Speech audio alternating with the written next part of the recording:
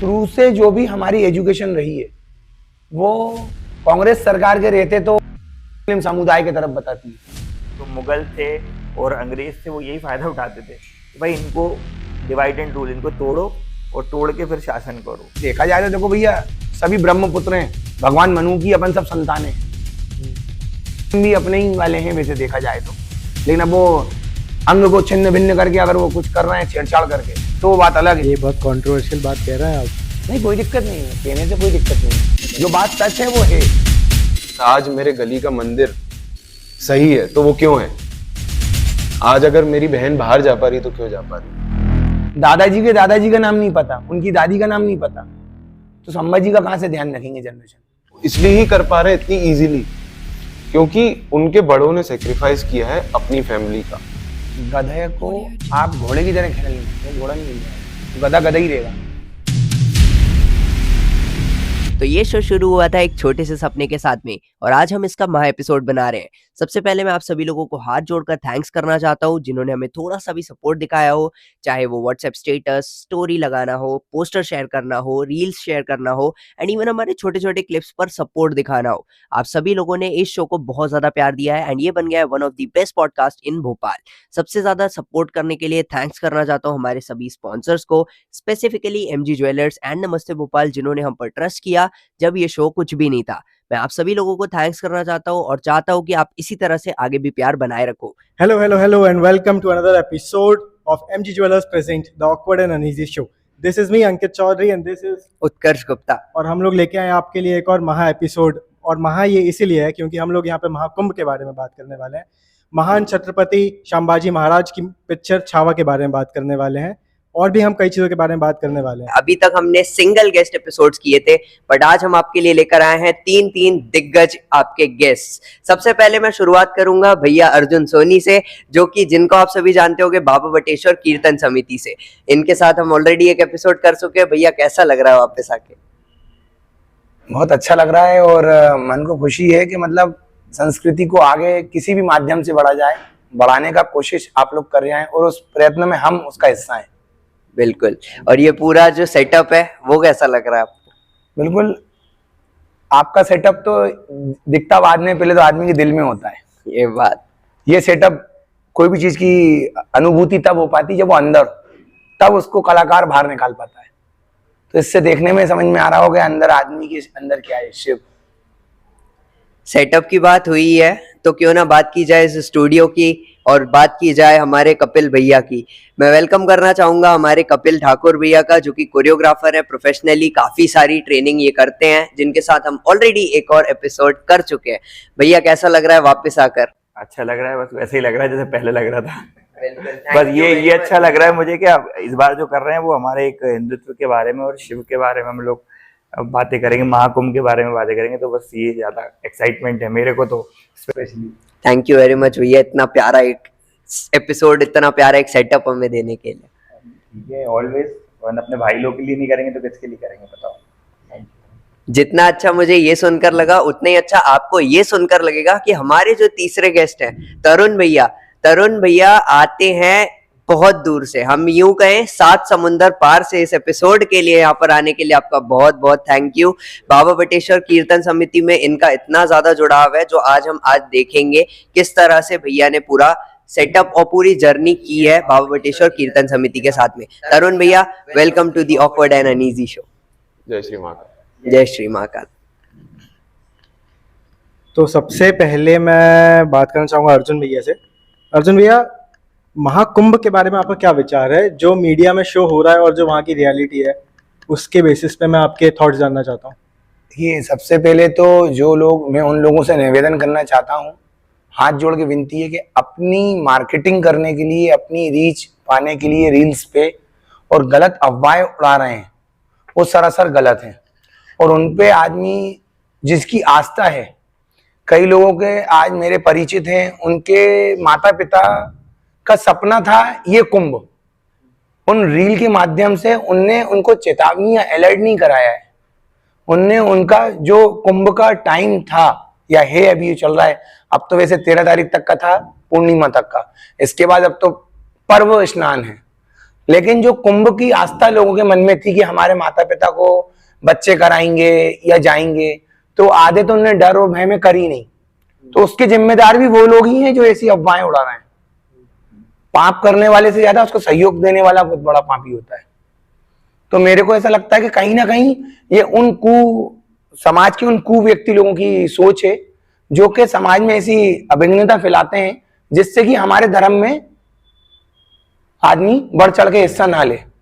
और मुझे ऐसा लगता है कि कुंभ एक ऐसा माध्यम है जहां पे समागम होने में, वहां पे धीरूभाई अंबानी के यहाँ से भी लोगों ने नहाया, अनिल अंबानी ने भी स्नान करे उनके परिवार से, और टाटा के परिवार से, सारे सेलिब्रिटियों ने, जितने भी हिंदू हैं या जितने भी हमारे दिग्गज लोग हैं समाज के या समाज के बाहर के लोग सेलिब्रिटी हैं, वहां पे आपने समानता देखी, सब एक ही साथ स्नान एक ही जगह पे कर रहे हैं।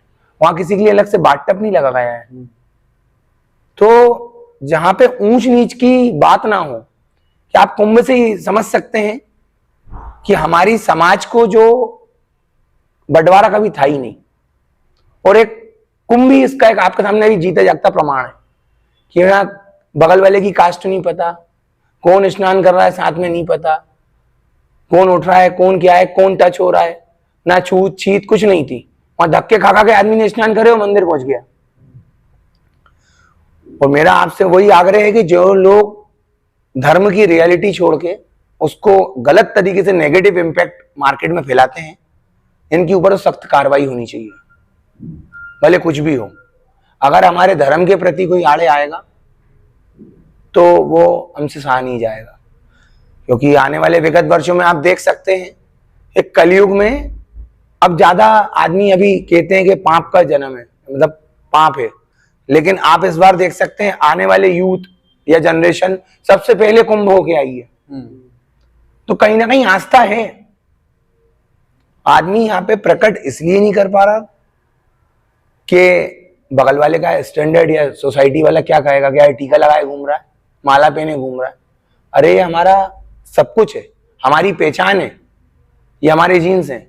आपका पिताजी का नाम मान लो XYZ बाबूलाल हो, रामू काका हो, तो क्या आप उनका नाम चेंज कर सकते हो? क्या नहीं कर सकते। तो हमारे अस्तित्व को छुपाने से मतलब क्या? आज की फेम की दुनिया में आदमी अस्तित्व छुपा रहा है और देखा बस बगल वाला हमें कुछ ना देख के बोल दे, हमें अपनी चिंता नहीं है, बगल वाले की चिंता है, मतलब बगल वाले से। तो ये सारी चीजें हमारे कहीं ना कहीं नेगेटिव इम्पैक्ट दे रही हैं। और मैं तो फिर आपसे यही कहूंगा कि उनको या तो सख्त हिदायत दे के समझाया जाए कि कोई चीज मान लो अगर उनके लिए पॉजिटिव भी है तो उससे ज्यादा नेगेटिव इम्पैक्ट भी कर सकती है। आप सोच रहे हो कि हम अलर्ट कर रहे हैं, अलर्ट करने के लिए मीडिया है। ये बकवास रील बना के, रीच पाके और लाइक शेयर करके, कमेंट लेके घर घर पहुंचाना गलत है। पर भैया कहीं कहीं तो देखिए मीडिया भी, मेरे को ऐसा लगता है कि जो बातें प्रशासन ने कह दी हैं वही बातें मीडिया ज़्यादातर दिखाती है या बताती है, तो असलियत अक्सर दबी रह जाती है। क्योंकि जैसे अभी चल रहा है तो कुंभ में भीड़ उतनी नहीं हो रही है, बट जगह जगह हम रील्स देख रहे हैं जहाँ पे कहा जा रहा है कि बहुत भीड़ है, जगह जगह लोगों को रोका जा रहा है, बताया जा रहा है कि बहुत भीड़ है, 2-2 घंटे हम ट्रैफिक में खड़े हुए हैं जब हम गाड़ियों से ट्रैवल कर रहे देखिए हैं। क्या होता है जब कोई चीज हम करते हैं, जैसे हर एक चीज का एक, जैसे कहते हैं ना, जब एक एग्जांपल दूंगा मैं आपको, जब बाप कमा के खिलाता है ना तो आदमी को सब हरा हरा दिखता है, और जब वो खुद कमाने निकलता है तो उसे अपना दामन ही खाला दिखता है कि मैं ही नहीं कमा पा रहा हूँ उतना। घर के पर पोषण की तो बात छोड़ दो कि आप घर का कुछ देख पाओगे, जब खुद कमाने निकलता है तब उसका एहसास होता है। तो हम देख के यहाँ से प्रतिक्रिया जो दे रहे हैं, और जो शासन के लोग दिन रात 24 घंटे सेवा कर रहे हैं, आप इंसान हो, आप 18 घंटे काम करोगे तो आपकी भी नींद, शरीर है भाई, बॉडी ईश्वर ने बनाया हुआ है, इसकी एक नीड है कि वो इतने घंटे मैक्सिमम लिमिट काम कर सकती है। इसके बाद तो उसको नींद, आप देखते हो जब नींद आती है आदमी खड़े खड़े भी सो जाता है, खड़े खड़े भी झोंके लेने लगता है। तो आप उन लोग से पूछो प्रशासन से, बल्कि उनको थैंक यू देना चाहिए। वो 48 घंटे से नॉन स्टॉप घर से दूर जंगलों में, खेतों में सो रहे हैं, जहाँ कीड़े मकोड़े, मच्छर वगैरह सब हैं, बीमार होना है, लेकिन वो आपकी सेवा में लगे हैं। अपन को एक ही चीज नहीं देखनी चाहिए, दूसरा इम्पैक्ट भी देखना चाहिए। अगर हाँ उस जगह वो लोग ना हो तो हो सकता है कि बड़ी अनहोनी हो जाए, सारी पब्लिक एक साथ ठुस जाए, जैसे अभी बीच में भगदड़ मची थी, या जो भगदड़ मचने का रीजन भी अभी तक सरकार ने खुद ही बोला है, उत्तर प्रदेश सरकार ने, कि इनको छोड़ा नहीं जाएगा, बख्शा नहीं जाएगा। तो ये कुविचार के लोग, नकारात्मक सोच रखने वाले, समाज के प्रति, धर्म के प्रति कि एक नेगेटिव मैसेज जाए कि कुंभ में इतने मर गए, ये हो गए, कहीं ना कहीं इसके पीछे कुछ ना कुछ तो है। नहीं तो अभी भी इतने करोड़ों लोग स्नान करके आ गए, कोई नहीं मर रहा है। और बिल्कुल सामान्य तौर पे सब कुछ चल रहा था। हम लोग तो पहले, हम 108 लोग छोटे छोटे बच्चों के साथ गए थे, उस दिन 3 करोड़ पब्लिक थी कि मजा ले कोई मर गया हो या दब गया हो। आराम से चले सब लोग, घाट तक आराम से गए, पर थोड़ा सा कंजेस्टेड था भाई। 3 करोड़ पब्लिक है तो वो भी नहाने गई है, हम भी स्नान करने गए, उनको भी पूजा पाठ में टाइम लगेगा, हमें भी लगेगा, वो नहा के निकलेंगे, हमारा नंबर आएगा। तो लेकिन ये नहीं है कि कोई मर गया, दब गया, इसके पीछे कोई प्लानिंग है। और जो सरकार अगर वहां खड़े होकर आपको रोक रही है 2-2 घंटे, आप जो कह रहे हो ट्रैफिक जाम हो रहा है, तो उसके पीछे उनका आकलन है, क्योंकि आप अपनी लोकेशन देख रहे हो। उस तमाम शहर के आने वाले चारों तरफ के जितने रोड है, वो कहाँ रुक रहे हैं, आके कहाँ जुड़ रहे हैं, कहाँ धर्मशाला नहीं है, कहाँ क्या समस्या है, प्रोवाइड नहीं, क्योंकि आप तो आने की सोच रहे हो, वहां से निकासी भी तो है, एग्जिट पॉइंट भी तो वहीं से है, उसी शहर से, वहीं से निकलेगा कुंभ के बाद, तो निकालने की व्यवस्था भी है। अगर 10 रोड मिल रहे हैं तो 5 निकालने के लिए देखें, 5 आने के लिए, लेकिन टाइम कम बचा है तो क्वांटिटी ज्यादा है लोगों की, कहां तक आदमी समाएगा। तो ऐसा हम वो नहीं कह सकते कि हमें मीडिया बिकी हुई है, ये सरासर गलत है। जब मैं देख रहा हूँ कि ये सब क्राइसिस चल रहा है, तो वो जो नेगेटिव मेरे को देखने को मिल रहा है, उसके बारे में आपका क्या कहना है? देखिए भैया लोगों ने सब बता ही दिया है। मेरा ओपिनियन ये है कि मैं भी वो ये जो नेगेटिव थॉट्स आ रहे थे ना सोशल मीडिया पे, हम भी डर गए थे कहीं ना कहीं, क्योंकि लगता रहता मम्मी को जाना था, मेरी मम्मी थोड़ी सी एजेड है, तो अब मेरे को भी लगता था कि यार उनको भेजूंगा मैं, तो ब्लड प्रेशर हाई है उनका, तो कैसे जाएंगी इतनी भगदड़ में, वो कैसे मतलब ट्रैवल करेंगी, क्योंकि मैं नहीं जा सकता था, क्योंकि मेरा इतना वर्कलोड ज़्यादा है कि मैं नहीं जा सकता था, और मेरी शायद किस्मत में भी नहीं था। तो मैंने अपनी मम्मी को भिजाया सब चीज़ें करके, क्योंकि उनको जाना बहुत ज़रूरी था, और हमारा भी धर्म है, हम अपने घर के बुजुर्ग हैं, जो हमारी माँ है, पिताजी तो है नहीं मेरे, तो उनको भिजाना बहुत ज़रूरी था। तो मैंने अपनी पर्सनल एक कार करवाई, और उसमें बढ़िया मेरे 2-3 भाई थे, मतलब मेरे कजन्स थे, और भाभी लोग थी, उनके साथ भी उनको भिजाया। तो बस उनने स्नान कर लिया, मतलब मेरे पाप धुल गए, मेरा मानना ये है। लेकिन उससे बहुत फर्क पड़ता है, ये जो गलत अफवाहें फैलाते हैं ना नेगेटिव सोशल मीडिया पे, कि भाई कुंभ में नहीं जाना चाहिए, भगदड़ के कारण लोग मर गए इतने, या फिर यहाँ पर व्यवस्थाएं खराब हैं, ऐसा कुछ भी नहीं होता है, सब बढ़िया है ना। अपन को अपना सोचना है ये सब। मुझे भी लगा गया जब मेरी माँ चली गई तो मैं कैसे जाऊँ, मेरा तो चलो वर्कलोड था बहुत ज़्यादा, क्योंकि मैंने किसी को कमिटमेंट करके रखा था, तो उस ड्यूरेशन में होना जरूरी है, बहुत सारी जिम्मेदारी रिस्पॉन्सिबिलिटी है, तो उनको भेज दिया मैंने। लेकिन इससे बहुत फर्क पड़ता है, और ऐसा लोगों को नहीं करना चाहिए। सेम यही चीज जैसे डिजिटल मीडिया की बात की, वैसे ही मैं जानना चाहूंगा, आपने सोशल मीडिया पे देखा होगा ट्रेंड आया, IIT बाबा, मोनालिसा, सुंदर साध्वी, ऐसे ट्रेंड्स करके महाकुंभ को एक तरह से बदनाम किया गया। तो उस पर आपका क्या टेक है, अगर मैं अर्जुन भैया से पूछूं तो? मेरा तो ये है कहना कि आप स्पिरिचुअलिटी, मतलब आध्यात्मिकता का एक जीता जागता उदाहरण है महाकुंभ, और अगर आप उसकी बजाय दूसरी चीजें दिखा रहे हो तो आपसे बड़ा मूर्ख कोई नहीं है कि आप उसमें संवाद करें और लाइक करें और शेयर करें, और ये सब चीजें बहुत गलत है कि मोनालिसा और फलाना और ठिकाना। क्या हमारे धर्म की व्याख्या क्या वो 2 सुंदर आंखें वाली कर सकती है, या जिसने उसको बनाया उसकी व्याख्या कर सकता है? आप किसकी व्याख्या करेंगे? भगवान। तो ईश्वर बड़ा है या मोनालिसा बड़ी है? ईश्वर। तो जहां हम काम किसके लिए करने जा रहे हैं? ईश्वर के लिए। और हम बखान किसका कर रहे हैं? मोनालिसा। कुछ यूथ तो ऐसा पागल है कि वो वहां जाके मोनालिसा को ढूंढ रहा है, उसका कैंप कहां लगा है? अरे भाई वो रोड पे माला बेचने वाली, उसका कैंप थोड़ी लगा है। तो ये आपकी फुअड़ता है, आपकी परवरिश में कमी है, आपके संस्कारों में कमी है। वैसे परवरिश पे किसी के हाथ नहीं उठाना, उंगली नहीं उठाना चाहिए, ये मेरे अधिकार के बाहर के क्षेत्र की बात है, क्योंकि माता पिता तो हमेशा चाहते हैं मेरा बच्चा बहुत अच्छा हो, समझ रहा हूं, लेकिन हर जगह माता पिता ही जवाबदार नहीं होते, बच्चे भी होते हैं। कोई माता पिता नहीं चाहता कि बच्चा बड़ा हो और हम उसको सिगरेट पिलवाएं, सीखता वो बाहर जाके ही है। तो ऐसे ही धर्म की बात कर रहे हैं, हम धर्म के लिए जा रहे हैं, तो हम मतलब पहले और आज में बहुत अंतर है भैया। पहले मोमबत्ती अमावस्या जो होती थी, जिसपे मौन रख के रात के तारों की छांव में, कहते थे पुराने लोग कि रात में मौन व्रत रखते थे और जब तक घर से निकलते थे बिना किसी से कहे उठते थे, एक दिन पहले तैयारी करते थे गांव के लोग, जब पहले कुंभ होता था। या आपको मैं वास्तविकता से रूबरू करा रहा हूं, या आपको नहीं भी पता हो तो बता रहा हूं, या आपके चैनल के माध्यम से लोगों तक बात पहुंचेगी तो उन्हें पता लगेगा कि ये है क्या। कि मौन व्रत रखते थे, रात में एक दिन पहले तैयारी करके रखते थे कि आपस में भी घर में बात नहीं करेंगे, बैग उठाते थे और मौन रहते थे और निकल जाते थे। स्नान करके घर वापस आते थे, आने के बाद ब्राह्मणों को दान पुण्य पूजा पाठ करने के बाद बोलना चालू करते थे, तब व्रत संपन्न होता था उनका। और आज तो मालूम पड़ा गाने सुनते हुए जा रहे हैं गाड़ी में, आधे से ज्यादा तो जनरेशन पीते हुए जा रही है, वहां गंगा स्नान कर रही है, वहां से फिर पीते हुए आ रही है।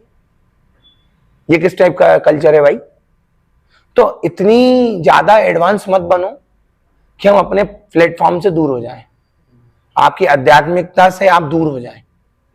और इसका भुगतान भी आदमी खुद ही भुगतेगा, कोई और नहीं भुगतेगा। कोई थोड़ा जल्दी भुगत लेगा, कोई थोड़ा लेट भुगत लेगा।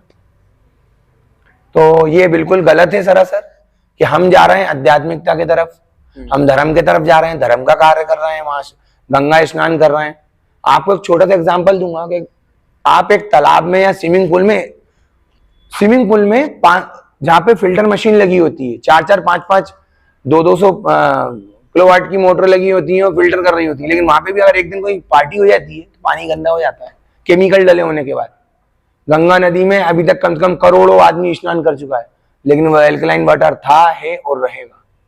पानी दूषित नहीं हुआ, नहीं तो वहां का आदमी, अगर इतना आदमी कहीं और नहा के निकलता तो चर्म रोग से पीड़ित होता, कोरोना से ज्यादा महामारी होती पूरे देश में।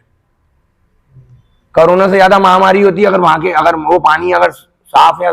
गंगा नदी पे आदमी उंगलियां उठा रहा है और इस टाइप का पानी को लेके मैं रील देख रहा हूँ अभी मार्केट में कि साहब वो पानी में इतने लोग नहा रहे हैं, ऐसा इन्फेक्शन हो जाएगा, ये हो जाएगा। अगर इतना हो रहा होता तो कोरोना से ज्यादा महामारी होती इंडिया में, एक भी अस्पताल फ्री नहीं होता, लेकिन सब स्वस्थ घर पहुंच रहे हैं बढ़िया, और उसी जल को पी भी रहे हैं, बच्चों तक को पिला रहे हैं। मैं तो अपने छोटे बच्चे को लेके गया जो कि 4 महीने का है, उसको नहलाया मैंने पानी में। ऐसा नहीं है मेरे भाई, जो वास्तविकता है वो अपनी जगह अटल रहेगी।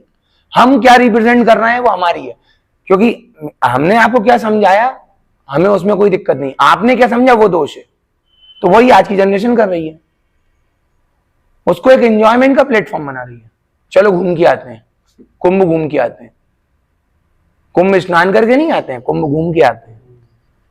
वहां 3-3 दिन रुक रहे हैं, वहां प्रशासन चिल्ला रहा है आप स्नान करो जाओ, वहां दौड़े लगा रहे हैं इधर से उधर, रीलें बन रही हैं वहां खड़े होकर, आज हम यहाँ कुंभ आए हैं और हमने स्नान किया है, अब हम यहाँ से इतने किलोमीटर पैदल चले, ये देख लो भीड़, ये देख लो। तो भाई अगर नहीं था, मन में इतनी गुंजाइश नहीं तो काम मत करो ना। आप महान सरोवर जाओगे तो वहां ये गुंजाइश रखोगे वहां आपको ना 4 व्हीलर चले पहाड़ों पे, बर्फ पे 4 व्हीलर चले। भाई आप वैष्णो देवी जाते हो वहां तो फिर भी ट्राम वगैरह चल गई, अमरनाथ जाते हो तो पैदल चलना पड़ता है, नहीं चलना पड़ता है। जहां सुविधा नहीं है तो वहां करना पड़ेगा। आप बता रहे हो, जता रहे हो कि हम 40 किलोमीटर पैदल चले, आपके मन में आस्था है तो चले, आपके मन में आस्था नहीं है और आप जबरदस्ती जाके चल रहे हो और फिर जता रहे हो यार व्यवस्थाएं सही नहीं है कुंभ में। आप एक शादी करता है ना आदमी घर में, तो व्यवस्था पूरी नहीं मिला पाता, पूरा खानदान लग जाता है, रिश्तेदार लग जाते हैं, तो भी आने वाला कमी पेश करके चला जाता है। फिर यहाँ तो सारे हिंदू सनातन का समागम है, उस पर आलोचनाएं करना, उसके लिए तर्क वितर्क करना, मैं इसमें नहीं जानता कि अगर आदमी इसमें भी अंकुश नहीं लगा रहा है अपने में तो उसे कुंभ नहा के आने में और रील बनाने में भी कोई पुण्य लाभ नहीं है, पाप ही है। अच्छा, इस बात से मैं तरुण भैया से एक सवाल पूछना चाहता हूँ। जैसे आप बाहर से आए हुए हैं, ठीक है, तो कुंभ में कुछ अभी जनहानि भी हुई, जो भगदड़ मची, तो उसके बाद में आपके दिमाग में क्या थॉट्स थे कि जाने का मन हुआ कि नहीं हुआ? क्योंकि जो जहाँ भी आप मतलब जब आप बाहर रहते हो तो वहाँ का जो कल्चरल डिफरेंस है और यहाँ का जो कल्चरल डिफरेंस है इसमें बहुत है, तो कैसा आपको क्या, आपका क्या माइंडसेट था उस चीज़ को? जब वो क्लिप्स आई, न्यूज आई, तो संचय था मन में कि क्या होगा, जाना चाहिए कि नहीं जाना चाहिए। जैसे जब वो आग वाला इंसिडेंट हुआ था या भगदड़ वाला इंसिडेंट हुआ था कि इतने लोग मारे गए, तो 1 मिनट के लिए सेटबैक होता है कि जाए नहीं जाए, but at the end of the day जैसे भैया ने बोला कि आप कुछ सोसाइटी में क्या रहता है कि जैसे हम सोशल मीडिया में, जैसे आपने अभी मोनालिसा के बारे में बात करी थी, तो क्या रहता है कि जैसे हम बोलते हैं ना मीम ऑफ द वीक या meme of the month, and at the end of the year सब आता है कि इस वीक में ये मीम था, इस वीक। तो सोशल मीडिया के कुछ लोगों को ना एक टॉपिक चाहिए रहता है कि यार वो ये नहीं देखते कि वो सनातन से जुड़ा हुआ है, वो ये नहीं देखते कि वो इस टॉपिक से जुड़ा हुआ है, वो ये नहीं देखते कि वो वर्ल्ड लेवल के टॉपिक से जुड़ा हुआ है। उनको बस एक टॉपिक चाहिए रहता है जिसको देख के वो एक नैरेटिव बना लेते हैं, और उस वजह से दूर बैठे हुए लोगों के मन में संशय होता है कि जाना चाहिए नहीं जाना चाहिए। अगर मैं डी प्रमोशन जिसको कहते हैं, फॉल्स पीआर, आप लोग जानते होंगे, वो चीज हो रही है। But at the end of the day भरोसा था सनातन पे, तो फिर उसके आगे तो फिर सब फेल है। लेकिन ऐसे ट्रेंडिंग की बात हुई है, तो अभी करंटली जो सबसे ज्यादा ट्रेंडिंग है वो है छावा, जो अभी मूवी आई छत्रपति संभाजी महाराज की, वो मूवी है। और उससे ये पता चला कि कई लोगों को अपनी हिस्ट्री नहीं पता थी, कोई नहीं जानता था कि हमारी हिस्ट्री क्या है। और कहीं ना कहीं इस पे रीजन ये है कि हमारी बुक्स में कभी पढ़ाया ही नहीं गया हमारे शौर्य वीरों के बारे में।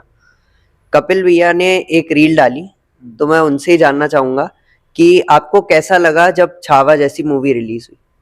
बहुत अच्छा लगा। मैं तो फैन ही हूँ शिवाजी का, महाराज का, और अपने जितने भी फ्रीडम फाइटर्स हैं, महाराणा प्रताप और जितने भी हैं, महारानी लक्ष्मीबाई जी, इन सब के फैन हैं हम लोग। और हमें पढ़ाया नहीं गया, लेकिन जितना पता था, नॉलेज था इतना। बस ये कि अब ये फिल्में बन के आ रही है ना, तो इसके माध्यम से जो आने वाली जनरेशन है ना, उन लोगों को काफी से कुछ सीखने को मिलेगा। जैसे अभी ये छावा आई, तो मैंने ये लुक जो अभी मैंने रील डाली, वो संभाजी की नहीं थी, वो शिवाजी की थी। वो मेरी पुरानी रील थी, लेकिन मुझे लगा कि अभी मेरे पास टाइम नहीं है, मैं गेटअप नहीं कर सकता उस चीज का। मैंने सोचा था, नहीं हो पाया, तो मैंने पुरानी चीज को उठा के डाल दिया। थे तो एक ही ना, वो उनके पिता थे, वो उनका बेटा था, है ना। तो उस हिसाब से मैंने वो रील रीपोस्ट करी कि भाई लोगों को लगे। और मैं उस पर डांस भी बनाना चाहता था कि जो मेरी कला है उसको मैं उसके माध्यम से दिखाना चाहता था। लेकिन अभी शिवरात्रि के चक्कर में, मेरा शिवरात्रि का शूट था, तो वो हो नहीं पाया। लेकिन बनाऊंगा जरूर, मैं इसको और आगे बढ़ाऊंगा अपने डांस के माध्यम से। मेरा मोटिव यही है डांस सिखाने का, कि कोई भी बच्चा आता है या कोई भी बड़ा आता है, वो डांस के माध्यम से अपना हिंदुत्व की जो चीजें हैं ना, वो सीखे। मैं वेस्टर्न कल्चर पे बहुत कम जाता हूँ, सिखाता वो भी हूँ, लेकिन मैं इंडिया से रिलेटेड जो भी चीजें होती हैं, फेस्टिवल होते हैं, उनमें ज्यादा मैं मतलब फोकस करता हूँ अपने डांस पे, ताकि उनको पता तो चले यार, what about Holi, what about Shivratri, Shivratri है क्या, क्यों करते हैं, और अपने जितने भी फेस्टिवल है उसका मीनिंग क्या है। तो डांस के माध्यम से समझाता हूँ। लेकिन ऐसा कहा गया है, इन्वेडर्स को बहुत ज्यादा ग्लोरीफाई किया गया अपनी किताबों में। जैसे हमने पहले एक मूवी देखी थी जोधा अकबर, अब आज उसको देखोगे और आप अगर छावा को देखोगे या तानाजी को देखोगे, बहुत डिफरेंस है उसमें कि पोर्ट्रेयल किस तरह से आपको करना चाहिए एक वॉरियर का और एक इन्वेडर का। क्योंकि असल में भले कोई भी कैसा भी हो, बट उसका बैकग्राउंड तो वही है ना। देखिए, मैंने बोला ना आपसे, जैसे कि गधे को आप घोड़े की तरह खेल लेना, वो घोड़ा नहीं बन जाएगा, वो गधा गधा ही रहेगा। तो आप जो उन्होंने जोधा अकबर में दिखाया, और जो औरंगजेब के बारे में हमें पाठ पढ़ाया बचपन से, वो सरासर गलत है। जो औरंगजेब और संभाजी महाराज का जो विस्तार, जो युद्ध उनके बीच में नहीं बनी अनबन रही, और जो भी युद्ध रहे उस टाइम पे, जो लड़े और वो जीते या जो भी हुआ XYZ, बहुत सी सारी चीजें हैं जो हमें इतिहास में पता ही नहीं है, जो उनकी पर्सनल लाइफ में उनने अपने आप से सही होंगी, समाज को जोड़ के रखने के लिए या धर्म को बचाने के लिए, एक छत्रराज भगवा लहराने के लिए। तो उसके लिए उनके पीछे कितने सारे नियम और कानून होंगे, वो हमें पता ही नहीं है। तो शुरू से जो भी हमारी एजुकेशन रही है, वो कांग्रेस सरकार के रहते तो मुस्लिम समुदाय की तरफ बताती है कि साहब वही हीरो हैं। ये बहुत कंट्रोवर्शियल बात कह रहे हैं आप। नहीं, कोई दिक्कत नहीं है, कहने से कोई दिक्कत नहीं है, जो बात सच है वो है। आप बता दो, हमें बचपन से पढ़ाया गया, मतलब कि साहब वो औरंगजेब ने ऐसा करा। आपको मालूम है हमारे तमाम मंदिर तोड़े गए। आज अगर मैं आपके घर के नीचे खड़े होकर सिर्फ कांच का अगर कोई गिलास लगाए और वो तोड़ दूंगा, तो आप लड़ने आ जाओगे। और हमारे मंदिर टूटते रहे, लोग बोल नहीं पाए, क्योंकि उस समय हमने पहले ही समाजवाद फैला दिया था। हमारा मंदिर थोड़ी है, हम क्यों जाएं?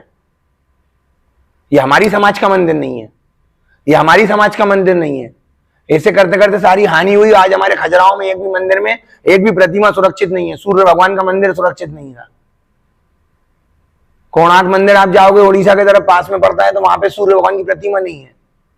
1600 टन की वहां पे सूर्य भगवान की मैग्नेटिक प्रतिमा थी, जो धरती का पूरा एक आंकलन, पूरा गुरुत्वाकर्षण को एक तरफ डाइवर्ट कर लेती थी। उन्होंने वही निकाल के ले गए, समुद्र में बहा दी। उसका रीजन ये था कि वहां की प्रतिमा हटाने के लिए आज भी जाओगे तो मंदिर पैक करके उन्होंने बंद कर दिया है। तब हमारे आंख में पट्टी पड़ी थी क्या? क्यों? इससे पहले जो लोग हमारे वहां पे जिनने ये प्रतिमा या जो भी चीजें हमारी वहां पे बनाई थी, तब वहां पे कुछ नहीं होता था। आने वाला आधुनिकरण, उन्होंने ही हमें नाश करा। आधुनिकरण ने क्या करा कि साहब वो जहाज वहां से जाते हैं, जहाज का अनबैलेंसिंग होता है और जहाज डूब जाते थे। उन्होंने इतना गुरुत्वाकर्षण के चक्कर में हमारी जहाज की अनबैलेंसिंग होती, लाखों रुपए का माल डूब जाता है समुद्र में, उस प्रतिमा को हटा दो। तो भाई आप जहाज वहां से मत निकालो ना, हम ही क्यों झुके हर जगह? आप समझो।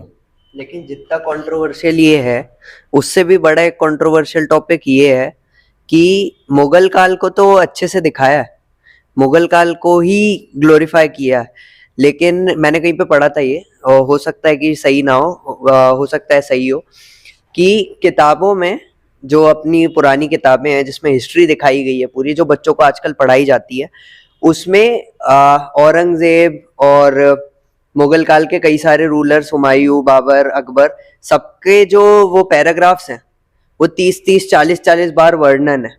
वहीं पर छत्रपति संभाजी महाराज का नाम 1 बार है, शिवाजी महाराज का नाम सिर्फ 8 बार है, और महाराणा प्रताप का सिर्फ 1 बार नाम है। अभी तो बच्चे जानते ही नहीं है संभाजी महाराज कौन है, महाराणा प्रताप कौन है। भाई बच्चे को तुम, जो छोटा बहुत बच्चा है, आज मेरा बच्चा मतलब 2 का टेबल पढ़ाऊंगा, उसे मैं पहले ही गलत पढ़ाऊंगा, 2 2 जा 6, तो 2 2 जा 6 ही मानेगा, पापा ही गलत बता रहे हैं। तो उनको बच्चों को शुरू से पूरा एजुकेशन सिस्टम को बिगाड़ दिया। अगर वो नहीं इसको करते तो आज हमारे पास हमारे संस्कृति को झुकना नहीं पड़ता, आज हमें ये सब नहीं देखना पड़ता, दिल नहीं दुखता। आज आप जिन मंदिरों में जाते हैं, मंदिर खंडित कर दिए, तोड़ दिए, आपको आत्मा झंझोड़ जाती है वहां जाके कि क्या हमारे पूर्वज क्या इतने कायर थे क्या? नहीं, कायर नहीं थे, समाजवाद फैला रखा था। उनको मालूम था अगर ऐसे हिंदू इकट्ठा रहेगा तो विघटन तो हो या नहीं कर पाएंगे, लेकिन इनमें समाजवाद फैला दो, OBC, ST SC, general category का ये टॉपिक नहीं लाके आज पूरे हमारे धर्म का नाश करा है। वैसे भी हमारे यहाँ तो कभी कास्ट सिस्टम था ही नहीं, हमारे यहाँ तो वर्ण सिस्टम चलता था पहले। वर्ण सिस्टम था, बिल्कुल था।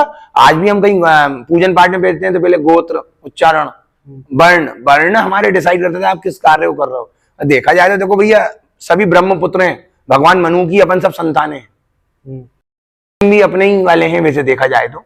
लेकिन अब वो अंग को छिन्न भिन्न करके अगर वो कुछ कर रहे हैं छेड़छाड़ करके तो वो बात अलग है, अन्यथा नहीं तो वो है तो हिंदू। अगर इतनी बड़ी ताकत होती है उनके अंदर तो उनका, ओपनली बोलता हूं, मुझे कोई दिक्कत नहीं है, मां के पेट से ही फिर मुस्लिम पैदा होते ना, ऐसा क्यों नहीं हुआ? देखो अस्तित्व की बात करें तो ज्यादा अच्छा है, रियलिटी तो वही है। और मुझे नहीं लगता कि मैं कुछ गलत बोल रहा हूं इस विषय में, कि आदमी अगर कंट्रोवर्सी और डर के और इन सब के, अगर समाज से अगर डर के रहोगे तो फिर आप समाज का ठेका लेना बंद कर दो, फिर आप भी उन कायरों में नाम लिखवा लोगे जिनने समय आने में सलवार पहन ली थी, पठान बन गए। और पहली बात तो देखो क्या है कि जो हमारे पूर्वज है नहीं, हम उनके बारे में क्यों पढ़ा क्यों रहे, ये समझ में नहीं आता। अगर गवर्नमेंट ने अगर उनका हमको चैप्टर दिया तो क्यों दिया? भाई वो हमारे पूर्वज ही नहीं है। भाई हमको चैप्टर किसका पढ़ना है? हमारे आराध्य का, हमारे जो वंशज है उनका। जैसे भैया ने बताया मनु भगवान जी के हम सब वंशज हैं, है ना, तो हमें उनके बारे में पढ़ना चाहिए ना। भाई मुगल के बारे में उनसे हमारा कोई कनेक्शन ही नहीं है, वो तो यहाँ आए, उनने राज किया और वो चीजें हमको पढ़ा और उनको हीरो बना रहे हैं, नहीं करता था। एक चीज और है, जो हमने छावा मूवी देखी है, ठीक है, तरुण भैया से मैं पूछना चाहूंगा कि इसमें आपको क्या लगता है कितना सच है और कितना झूठ है, और क्या ऐसी चीजें हैं जो फिल्म में नहीं दिखाई गई हैं पर किताबों में लिखी हुई हैं? सच तो उसमें ये नहीं बताया उसमें कि भाई उनको जो अभी सजा दी है ना मूवी के अंदर, वो तो कुछ भी नहीं दिखाया है। एक्चुअल में जो उनकी वो थी ना, सजा दी थी उनको, जो 40 दिन की सिक्योरिटी में उन्होंने रखा था, एक एक उनकी स्किन निकाल ली थी बॉडी की, ये सब चीजें तो दिखाई नहीं है उसके अंदर। स्किन की पूरी बॉडी, नाखून वाखून ये सब निकाली, आंखें फोड़ दी। उसके बाद में वो उसने खुद ही तारीफ करी थी, जो अपना जहांगीर था ना, वो औरंगजेब, सॉरी औरंगजेब था, वो खुद ही कहने लगा कि तुम्हारा, अगर मेरे 4 बेटों में से तुम्हारे जैसा बेटा एक भी होता ना, तो हम पूरे हिंदुस्तान पर राज कर रहे होते।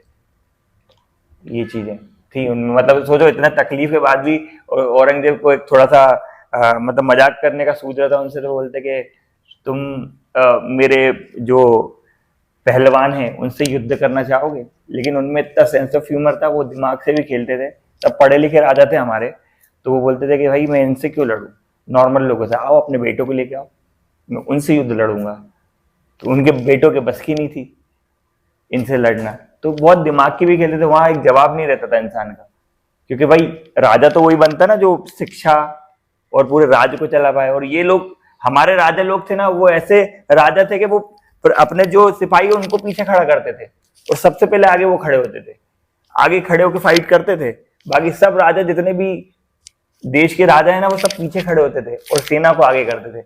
और अपने यहाँ उल्टा था, हर राजा अपने यहाँ आगे खड़ा होता था, पहले तीर आएगा तो मेरे को लगेगा, फिर मेरे भाइयों को लगेगा। ये सब चीजें पहले से थी, ये सब चीजें दिखाई नहीं। जी। जैसे अभी छावा मूवी सबने देखी, मोस्टली चीजें हमें पता चली अलग अलग। मैं आपसे जानना चाहूंगा कि छत्रपति शिवाजी महाराज और छत्रपति संभाजी महाराज की ऐसी कौन सी क्वालिटीज हैं जो आज के इंडियन में होना चाहिए? सबसे बड़ी क्वालिटी तो जैसा कि भाई ने कहा कि फर्स्ट ऑफ ऑल ये चीजें, जैसे मैं कहता हूँ, जैसे हमारी एनसीईआरटी बुक्स हो गई, मेन जो हमारा ओरिजिन था उसमें ये सारी चीजें बताई नहीं गई। हमें यही नहीं पता था कि हमारे राजा जो थे, हमारे जो पूर्वज थे, वो सेना के सबसे पहले वो रहते थे, उनके पीछे उनकी सेना रहती थी। सबसे पहले चाहे छत्रपति संभाजी महाराज हो, छत्रपति शिवाजी महाराज हो, हमेशा आप देखेंगे कि उनके अपोजिशन में तो था, क्वांटिटी में हमेशा वो जाते थे, लेकिन फिर भी जीतते कौन थे? हमारे राजा।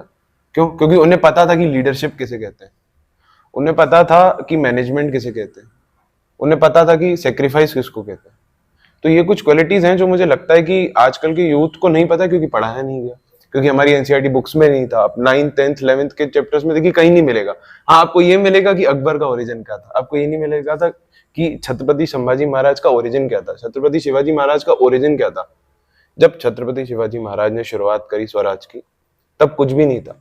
अब तब का मैप देखिए, सारा 90% मुगल एम्पायर था, 90%, और वहां से लेके स्वराज की स्थापना करना और आज तक उसको बरकरार करना।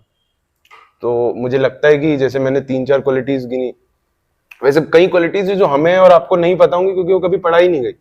कई इंसिडेंट्स ऐसे होंगे, कई लीलाएं ऐसी होंगी जो हमें पता ही नहीं है, क्योंकि कभी पढ़ा ही नहीं है। ये तो मूवी थी जिसके थ्रू हम जान पाए कि नहीं, ऐसी क्वालिटीज भी थी, ऐसे बलिदान उन्होंने दिए कि 40-40 दिन तक उनकी आंखों में गर्म सरिये डाल दिए गए, उनके नाखून निकाल दिए गए, उनके पैर काट दिए गए, उनके हाथ काट दिए गए। ये हमें मूवी के थ्रू पता चला है। और मूवी में मैं कहता हूँ 10% भी नहीं दिखाया गया जितना टॉर्चर उन्हें दिया गया। उसके बाद भी वो आखिरी तक स्वराज का ही नाम लेते रहे। तो मुझे लगता है सबसे बड़ी क्वालिटी तो यही कि अपना ओरिजिन नहीं छोड़ना, चाहे कुछ भी हो जाए, कैसी भी परिस्थिति हो, शिव को याद करें और ओरिजिन नहीं छोड़ें। और दूसरी चीज ये भी है कि मतलब उनको भी पकड़वा है कि उनके ही साथियों ने, उनके अपने परिवार वालों ने। संभाजी महाराज कहीं पर गुप्त तरीके से दर्शन करने के लिए जा रहे थे, कहीं पर महादेव के, कहीं पर वो कोई यात्रा पे निकले थे 2 जन, है ना? हाँ, तो ऐसा दिखाया गया है कि हाँ, तो किसी ने, उनके ही वाले ने फिर उनको बता दिया कि भाई ये लोग यहाँ से जा रहे हैं, तो हजारों की तादाद में लोग गए, तो 2 जन क्या कर पाएंगे? फिर भी उनने बहुत संघर्ष करा चीजों को लेके। तो हर अपने राजा की कहानी यही कि अगर अपना ही भाई अगर दुश्मन निकल जाए तो क्या ही करेगा सामने वाला, है ना? वो फायदा यही उठाते थे ना, जो मुगल थे और अंग्रेज थे, वो यही फायदा उठाते थे कि भाई इनको डिवाइड एंड रूल, इनको तोड़ो और तोड़ के फिर शासन करो। और ये फंडा समझ नहीं आया, अब आ रहा समझ में। एक हमारा कुंभ है, ये कुंभ का ही माध्यम है सबको जोड़ने का, जैसा भैया ने बताया ना, भाई कुंभ है, कुंभ में आओ, और वहां पर किसी की जात नहीं देखी गई, किसी का धर्म नहीं देखा गया, सब ने डुबकी बराबर लगाई एक ही जगह, एक ही स्पॉट पे। लोगों को यही नहीं पता है। आप तो संभाजी की बात कर रहे हो, लोगों को अपनी तीसरी पीढ़ी के दादाजी का नाम नहीं पता, आप तो संभाजी तक पहुंच गए। दादाजी के दादाजी का नाम नहीं पता, उनकी दादी का नाम नहीं पता, तो संभाजी का कहां से ध्यान रखेंगे जनरेशन? आप उस फूअर जनरेशन में अपन जी रहे हैं जो फेक बुक चलाती है, फेसबुक नहीं, फेक बुक, पूरा फेक है, अस्तित्व में कुछ है ही नहीं, बैकग्राउंड में रह के काम करना सीखा ही नहीं है। जैसे कुछ लोग हैं जो फोरग्राउंड पर रह के मेहनत करते हैं, मंदिर को साफ सफाई कर रहे हैं या कुछ कर, उनसे पूछो आप कि मेहनत क्या होती है। वो जमीन पे धरातल पे रह के काम कर रहे हैं। ये चीज है। अच्छा, त्याग से एक सवाल और मैं तरुण भैया से करना चाहता हूँ कि आपको ऐसा क्या लगता है कि लोगों को छावा देखनी चाहिए और क्यों देखनी चाहिए? देखिए, अगर नहीं देखेंगे, मैं ये बताता हूँ कि अगर नहीं देखेंगे तो क्या नुकसान है। मुझे लगता है कि नुकसान अगर मैं किसी को बताऊं तो वो शायद देखने चले जाएंगे। अगर आपको एनसीईआरटी में नहीं पढ़ाया, अगर आपको आपके एजुकेशन में वो चीज़ नहीं पढ़ाई, देखिए वैल्यू क्यों नहीं है। आज हम देखेंगे कि आज हमारे पास सनातन है लेकिन उतना फैलाव नहीं है जितना हम चाह रहे हैं। आज भी जो आजकल के मैं बोलूँ जेनजी यूथ है, उनके मन में स्नैपचैट स्ट्रीक ज्यादा इंपॉर्टेंट है, यहाँ तक कि मंदिर विजिट करना डेली। वो मंदिर विजिट नहीं करेंगे लेकिन वो स्नैपचैट स्ट्रीक बरोबर भेजेंगे। तो यही चीज है कि वैल्यू क्रिएशन नहीं हुआ है अभी तक, और इसीलिए शायद माँ बाप को भी अपने बच्चों को पुश करना चाहिए कि वो वैल्यू उनके दिल में क्रिएट हो कि क्या सेक्रीफाइस हमारे बड़ों ने किया है। अगर हम सेटिस्फाई होके बैठ जाते कि नहीं, तो फिर जैसे आप अगर अपने काम से सेटिस्फाई, आप काम करना बंद कर देंगे। जिस दिन किसी सनातनी के मन में सेटिस्फेक्शन आ गया, उस दिन वो सनातन के लिए लड़ना छोड़ देगा, उस दिन वो काम करना छोड़ देगा, उस दिन वो रोजी रोटी कमाना छोड़ देगा, क्योंकि सेटिस्फेक्शन आ गया, संतोष आ गया है। उसके आगे कुछ रहा ही नहीं ना। संतोष सिर्फ मोक्ष ही ला सकता है और कुछ नहीं ला सकता, संतोष सिर्फ शिव ही ला सकते। तो यही है कि जब तक आप देखने नहीं जाएंगे तब तक आपको यही नहीं पता चलेगा कि आज हम जिंदा हैं तो क्यों है। अगर आज हम पूजा कर पा रहे हैं तो क्यों कर पा रहे हैं। अगर आज मेरे गली का मंदिर सही है तो वो क्यों है। आज अगर मेरी बहन बाहर जा पा रही तो क्यों जा पा रही है। आज अगर मेरी मम्मी बाहर जा पा रही तो क्यों जा पा रही है। तो यही कुछ रीजंस हैं जो डेली लिविंग में आते हैं, लेकिन उनको ये रियलाइज नहीं होता कि जो उनकी डेली लिविंग है, जो रोजमर्रा के कार्य है, वो इसलिए ही कर पा रहे हैं इतनी इजीली क्योंकि उनके बड़ों ने सेक्रीफाइस किया है अपनी फैमिली का, अपनी जवानी का। आप देखेंगे संभाजी महाराज का कुछ ज्यादा एज नहीं थी, वो जब गए तो वो ज्यादा एज में नहीं गए, उस 17-18 साल की उम्र से ही उनने काम संभालना चालू कर दिया। तो मुझे नहीं लगता कि अगर कोई नहीं देखना चाहेगा ये ऐसी चीजें सुन के भी कि क्या सेक्रीफाइस उन्होंने किए हैं या फिर क्या सेक्रीफाइस उनके अलावा। इसका शायद एक रीजन प्रोपोगेंडा है। जो पुरानी मूवीज की आपने बात करी, जैसे आपने पद्मावत की बात करी, कुछ उसी तरह और भी लाइन में मूवीज आई थी। फॉर एग्जाम्पल बाजीराव मस्तानी आई थी, तो बाजीराव मस्तानी में जो सबसे बड़ा बैकलैश यही था, वो जाने जाते थे अपनी स्ट्रैटेजीज के लिए, गुरिल्ला वॉरफेयर के लिए, और आप उनको प्रेजेंट कर रहे हो एज अ लवर बॉय। तो वो आपको क्या लगता है कि प्रोपोगेंडा इतना मैटर क्यों करता है, और क्यों छावा एक ऐसी मूवी है जिसमें प्रोपोगेंडा बच गया? देखिए, जैसे मैंने कहा कि मैंने स्टार्टिंग में आपको कह दिया था कि कुछ लोग हैं समाज के, कुछ तथ्य हैं समाज के जो एक फॉल्स नैरेटिव फैलाना चाह रहे हैं कि नहीं ये चीज तो ऐसे ही है। अगर आप सनातन को इस तरीके से देखते हो तो वो सही नहीं है उसमें। अच्छा, अगर आप क्लीन प्लेट भी उनके सामने रख देंगे तो उनको वो एक दाग दिखाई देगा, ये नहीं दिखाई देगा कि उस प्लेट को क्लीन करने में कितना सेक्रीफाइस दिया किसी ने। तो कुछ लोगों का काम है, कुछ लोग कर रहे हैं, हम हमारा काम कर रहे हैं। मतलब वो नहीं था, पद्मावती ने जो करा था ना, वो 16,000 के साथ में करा था, तो 3-4 बार हो चुका है इंडिया में ये सब चीजें। तो ये सब बस उसको हीरो बनाना था, अकबर को हीरो दिखाना था। जैसे कि अपनी किताबों में दिखाया गया कि भाई वो तो बहुत अच्छे थे, वो सब सेवा करते थे। भाई अच्छे थे, सेवा करते तो हमारे देश में क्यों आए, हमको लूटा क्यों, यहाँ के राजा क्यों बने? भाई अपने जगह के बनो ना, अच्छे थे ना। एक अच्छा इंसान क्या चाहेगा भाई कि मैं अपना घर करूं, मैं अपना घर संपन्न करूं, अपना परिवार बनाऊं, दूसरे के परिवार में दखल अंदाजी ना करूं। तो जब अच्छे थे तो वहीं रहते ना, जहाँ से अरब कंट्री से आए थे वो। भाई यहाँ आके क्यों कर रहे हो आप हर चीज, शासन कर रहे हो तो गलत है ना। आपने किसी के इधर कब्जा कर लिया, यही गलत हो गया है ना। आप यहाँ यहीं सही नहीं हो। हमारे कोई राजा बता दो ऐसे, कोई भी एक जो दूसरी कंट्री में जाके कब्जा करके आए, एक भी नहीं होगा। वो जहाँ के थे वो वहीं रहते थे, वो चाहते थे कि हम यहाँ के यहीं पर रहेंगे, हिंदुस्तान हमारा देश है, हम यहीं रहेंगे। लेकिन बाहर के लोग आए, उनने शासन किया यहाँ पर। छत्रपति संभाजी महाराज को छावा क्यों कहते थे? छावा इसलिए बोलते थे कि जो वो शेर के बेटे थे ना, जो अपने शिवाजी महाराज थे उनको बोलते थे शेर, और शेर का जो बच्चा होता है उसको मराठी में छावा बोलते हैं, इसलिए उनको छावा बोलते थे। अपने जंगल में हम्म। जो कहते हैं ना, एक कहावत है, दूसरे घाट पे अगर सब लोग हों तो समझ जाओ अगले घाट पे पानी शेर पी रहा है। इससे हमें वो मिलता है, एक मैसेज मिलता है हमारी समाज को कि अगर हम अकेले भी हैं तो भी हम भगवा ले लाने के लिए सक्षम हैं। हमारे सनातन को बचाने के लिए अगर एक भी हिंदू बाकी है तो अगर वो कट्टर है तो कहीं पे भी वो अपना परचम लहरा सकता है। और शेर जैसा वफादार कभी नहीं होता, क्योंकि शेर कभी पीछे से वार नहीं करता, मरा हुआ नहीं खाता पहले से। देखो वैसा नहीं है कि आप वही वो जंग वहां पे कैद है जू में, आप समझो बात को। वो तो जिस दिन आदमी को जू में, तो बंदर भी उस पर मूंगफली मारता है। जिस दिन एहसास करना है तो सामने से एहसास करना, हाथ पांव ढीले पड़ जाएंगे, पता चल जाएगा कि आप क्या और वो क्या है। तो इसलिए उनको जो संभाजी को छावा कहा गया है, उसके पीछे रीजन ये है कि उन जैसा वफादार कोई नहीं था। शुरू कर रहे हैं इस वाले सेगमेंट को, रॉन्ग आंसर्स ओनली। और ये हम स्पेशली लाए आप लोगों के लिए। भाई कहते हो बहुत सीरियस पॉडकास्ट बनाते हो, तो ये थोड़ा सा फन पॉडकास्ट का एक लाइट वर्जन हम बना रहे हैं। शुरुआत किससे करना चाहिए? कौन है, कौन खुद को वो भैया से भैया से क्या बोलते हो? भैया ऐसे डरा क्यों रहा है? आप लोग क्या बोलते हो, किससे शुरू करना चाहिए? यहाँ कोई डर नहीं है। अर्जुन भैया। चलो मैं आपको बोलूंगा, आपको बस with in a second answer करना है, टाइम नहीं लगाना है, जल्दी फटाफट। शुरू करें। देश के पीएम का नाम क्या है? राहुल गांधी। सुबह उठ के क्या पीते हो? मेरा पूछ रहा हो सबका? अरे आपसे ही पूछ रहा हूँ ना यार पहला। मैं तो साहब चाय पीता हूँ, ये रॉन्ग आंसर। क्योंकि मैं प्रोटीन पीता हूँ। आपका नाम क्या है? अर्जुन सोनी। ओके। यार मेरा फिर वही, आप फंसे नहीं है, पूछो क्यों? क्यों?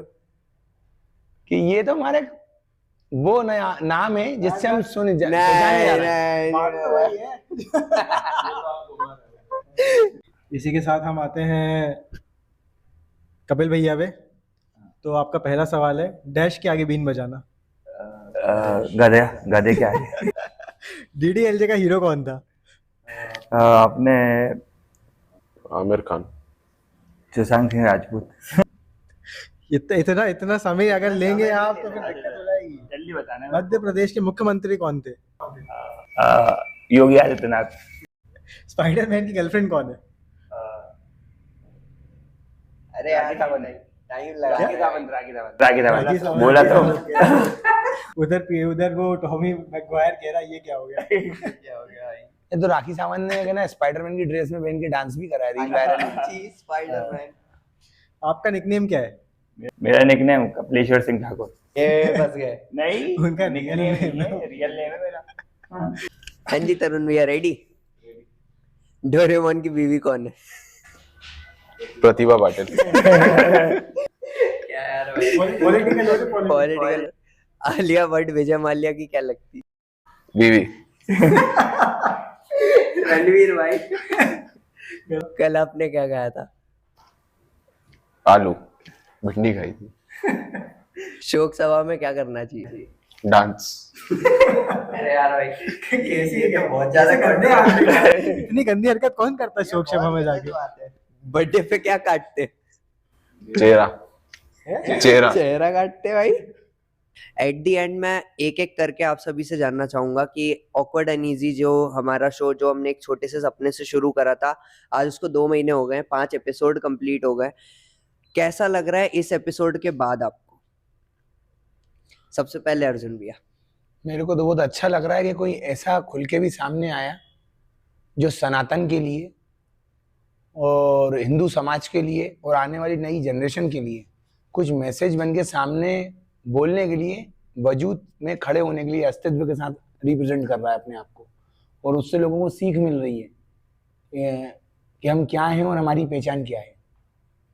वो आपके चैनल के माध्यम से मिल रही है और आप लोगों की योग्यता से कि आप कैसे लोगों को बता पा रहे हैं इसी चैनल के माध्यम से या आपकी वीडियो रील के माध्यम से, कि बच्चों को पता तो चले कि एक्चुअल है क्या। जैसे आज आपने शिवाजी महाराज, संभाजी महाराज बात करी, तो अगर आपको फॉलो करने वाले अगर 100 लोग हैं, 100 में से अगर उन्होंने 50 ने भी वो रील देखी, तो उनको थोड़ा तो कुछ मालूम चलेगा कि संभाजी क्यों कहते हैं, जैसे आपके क्वेश्चन थे। तो ये कहीं ना कहीं पॉजिटिव है।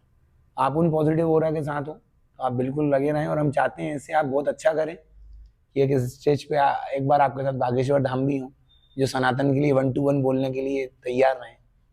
ऐसे लोगों की भी, और हम भी उनके चरण वंदना कर सकें यहाँ पास में रह के। कपिल भैया, सबसे पहले ये बताओ आप, सेम सवाल, पिछला एपिसोड ज्यादा अच्छा था कि ये वाला? ये वाला ज्यादा अच्छा ना, उसमें मैं अकेला अपनी विचारधारा रख रहा था। अब मैं हमारे भाई, बड़े भाइयों के साथ में विचारधारा रख रहा हूँ, उनसे कुछ ज्ञान सीख रहा हूँ, कुछ ज्ञान ले रहा हूँ, और मेरे को भी नई चीजें सीखने को मिली, तो उसमें ज्यादा एंजॉय किया मैंने। तो ऑकवर्ड अनईजी की इस एनिवर्सरी पे आप क्या कहना चाहोगे? कुछ नहीं, कॉन्ग्रेचुलेशन कहता हूँ आपको और आपकी पूरी टीम को कि बहुत बड़ा नाम कमाए और बहुत आगे बढ़े। मेरी बेस्ट विशेष है कि महादेव आप पे कृपा बनाए रखें और हम सब पे कृपा बनाए रखें, बस। Thank you very much. और अब आते हैं भाई तरुण भैया पे, क्योंकि तरुण भैया का फर्स्ट टाइम एक्सपीरियंस था, तो मैं उनसे जानने के लिए बहुत ज़्यादा क्यूरियस हूँ। भैया, कैसा लगा आपको ये पूरा एपिसोड? बहुत अच्छा लगा, काफी सही लगा। और बेसिकली एक प्लेटफॉर्म है जहाँ पे आप अपने अपने पॉइंट ऑफ व्यू रख सकते हैं, और जिनको, जैसे फॉर एग्जांपल महाकुंभ के बारे में जो नैरेटिव था, छावा के बारे में जो नैरेटिव था, आप एक शॉर्ट वीडियो के थ्रू आप ये बता सकते हैं कि सच्चाई क्या है हमारे पॉइंट ऑफ व्यू के साथ, या जो भी आपके पैनल पे आ रहे हैं उनके पॉइंट ऑफ व्यू के साथ। और जैसे भैया ने कहा कि अभी तो ये शुरुआत है, अभी हम यही विश करते हैं कि आगे आपका पैनल इतना बड़ा हो कि एक दिन आप प्रॉपर स्टूडियो में प्रॉपर पैनल्स के साथ एक डिबेट हो जहाँ पे क्या सही है क्या गलत, वो वाली चीजें भी होंगी। तो अच्छा लगा। हमारी तरफ से एक छोटा सा टोकन ऑफ अप्रिसिएशन हमारे सभी गेस्ट को जो हम देते हैं, और हम कोशिश करते हैं कि सभी के पास ये महाराणा प्रताप की जो पूरी तस्वीर है वो जाए, किसी भी माध्यम से जाए, चाहे वो सर्टिफिकेट ग्रेटिट्यूड के माध्यम से जाए, या फिर वो आपके बस कहीं रहना चाहिए आपके पास। और हम ये बताना चाहते हैं सभी को, नमस्ते भोपाल मीडिया नेटवर्क के माध्यम से, कि हम श्री महाराणा प्रताप को फॉलो करते हैं, और हम सभी चाहते हैं कि आप उनको फॉलो करो जिनके नक्शे कदम पे आज हिंदू धर्म और सनातन स्टैंड करता है। आप सभी लोगों को थैंक्स करना चाहेंगे, साथ साथ में हम थैंक्स करना चाहेंगे हमारे सभी स्पॉन्सर्स को, MG jewellers, Shri Panchvati regency, Awadh palace, Shri Amit medical stores, नमस्ते भोपाल, और सारे हमारे जो स्पॉन्सर्स जो इस एपिसोड को और इस तरह के और बाकी एपिसोड को आगे रन करने में, टेलीकास्ट करने में हमारी हेल्प करते हैं। और इसी के साथ सबसे ज़्यादा मैं थैंक यू करना चाहता हूँ कपिल भैया को इस एपिसोड के लिए, उनका स्टूडियो सेटअप देने के लिए। Thank you so much Kapil भैया। अगर आप भी सीखना चाहते हैं भाई भोपाल में डांस, तो बीटेड डांस ग्रुप आपके लिए अवेलेबल है। अभी तो काफ़ी सारी वर्कशॉप भी आ रही है, क्यों? बहुत सारी वर्कशॉप आ रही है, बॉलीवुड और सभी में अलग से रखना चाह रहा हूँ वर्कशॉप। तो हर संडे रहेगी वो 12 to मतलब 12 से 3 संडे रहेगी, मतलब हर संडे रहेगी वो वर्कशॉप, हर वीक रहेगी। कि जो टाइम नहीं मिल पाता ना जिनको, जैसे कि वो अपनी डेली लाइफ में बिजी हैं, टाइम नहीं दे पा रहे, तो वो संडे कर सकते हैं 1 डे वर्कशॉप।